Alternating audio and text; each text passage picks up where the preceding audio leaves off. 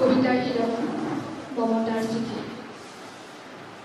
মৰম, এয়া মম এডাল জন্ম আজি বহু দিনৰ মূৰত তোমালৈ চিঠি লিখিবলৈ।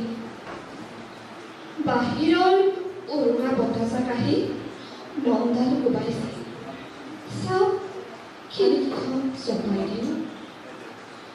7 বছৰৰ আগৰ কথাবোৰ তোমাৰ মনত আছেনে? আমি যে নতুন জীৱনটোৰ পাতনি মেলিছিলোঁ। মোৰ গাত সেই অচিনাকি নিচা বাৰুকৈ লাগিছিল। সিদিনা আছিল কাতিৰ কুঁৱলীখনা এটি কোমল বোৱা পদূলিত তলসৰাই শেৱালিবোৰ উপচি আছিল। আৰু সন্ধিয়া মই তোমালোকৰ ঘৰলৈ নগৈ আহিবৰ দিনা আকাশৰ মেঘৰ মোহনাত হালধীয়া জন্তু নাওখন লৈ আমাক যে ৰিঙাই মাতিছিল তৰাৰ দেশলৈ।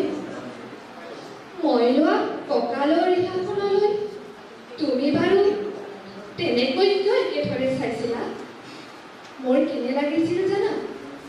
তুমি যেন কোনোবা দূৰ বিদেশৰ স্বপ্নাতুৰ আলোকৰ মানুহ, আৰু মই যেন তলসৰাই বাহিৰত। সেইদিনা মন সাগৰত মোৰ এৰি অহা আৰু আহি পোৱা অলেখ ঢৌ কঁপনি জাগিছিল।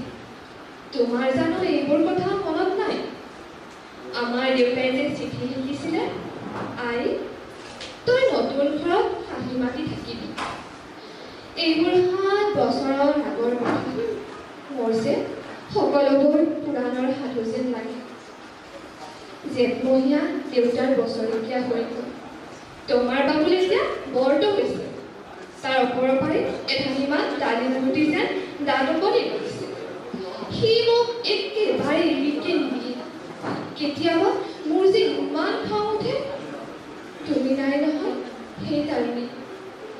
সি বাৰু মোৰ বগা সাজযোৰলৈ এনেদৰে তধা লাগি চাই থাকে কিয়? তাৰ বজাৰে পৰা এযোৰ কাপোৰ চিনাকি, সেইকাৰণে নহয়। বাবুৰ এতিয়া বৰটো হৈছে বুজিছা। আৰু ডাঙৰ হ'লে তাক নাম লগাই থওঁ। সি আঁতৰি থকা সময়খিনি মোৰ যে বুকুখন তেনে উদৰ হৈ থাকিব হয়। আৰু কি লিখিম? বিশেষ একো নাই। মোৰেই থাকক। তুমি যিদিনা উলকি আহিবা মোক আগতীয়াকৈ জনাবা দেই।